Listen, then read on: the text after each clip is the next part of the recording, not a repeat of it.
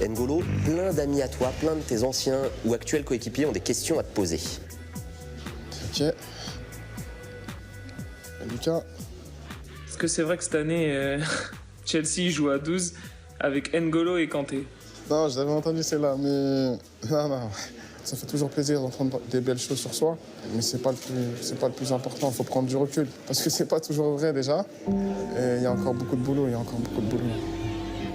Quand je suis par exemple en équipe de France, je vois les carrières des joueurs, je vois le palmarès de mes coéquipiers, je me dis que j'ai encore rien fait dans le foot et il n'y a pas de raison de se prendre pour quelqu'un d'autre ou quoi.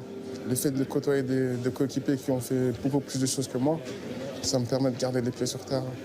Quel joueur t'embête le plus au vestiaire et pourquoi? Kurt Zouma et David Luiz. En fait, c'est pas qu'ils m'embêtent ou quoi, mais c'est qu'ils vont me regarder pendant 20 secondes, 30 secondes, ils vont me fixer et ils vont éclater de rire d'un moment parce que je sais pas pourquoi en fait. Parfois ils vont rigoler sur moi, je sais pas pourquoi. Et quand tu leur demandes une explication, ils font « Ah, t'es trop marrant sans parler ». Est-ce que tu penses que tu pourras finir meilleur joueur de la saison? Moi j'ai ma réponse. Après, bon, toi je te connais, je sais que tu vas nous sortir le couplet de « Non, tranquille, c'est l'équipe ». Hein? Bon allez, à bientôt. Prends soin de toi, frérot. Je pense que c'est possible, ça serait quelque chose de beau. Je pense qu'il y a pas mal de joueurs en première ligue, ou rien que dans mon équipe, qui peuvent mériter ce titre. Eden, Diego Costa, David Luiz. Est-ce que tu viens toujours en trottinette à l'entraînement? Voilà. Je suis jamais allé à l'entraînement en trottinette. Il dit qu'il t'a vu aller à l'entraînement en trottinette. Tu veux dire que Rémi Vercoutre ment? Non, c'est pas possible. Peut-être qu'il m'a vu aller à pied, parce que j'habitais à côté du stade et j'avais pas encore de permis. Mais j'y allais pas en trottinette, j'avais plus de trottinette à Caen. C'est la légende urbaine, la légende de la trottinette. Non, c'est des choses que j'ai beaucoup entendues, mais à Boulogne-sur-Mer, quand j'étais en réserve, j'avais l'habitude de faire des petites courses en trottinette ou aller chez mes amis en trottinette.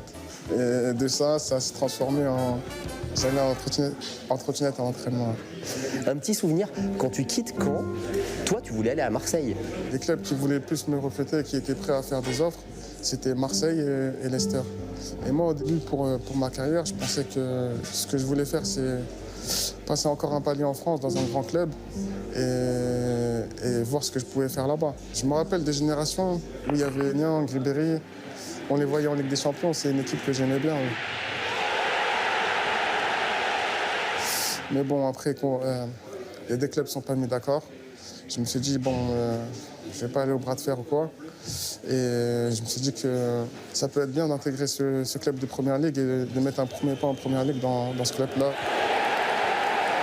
Il n'y a pas de regret à avoir, ça a été vraiment une belle année. Ouais, Julien. Aujourd'hui, comment tu estimes ton niveau d'anglais? Mon niveau d'anglais Would you like to continue the interview in English? Yeah, I think I improve a lot in English. The thing is, I can speak, but people like to say I have a strong French accent. It's not bad, it's not so bad.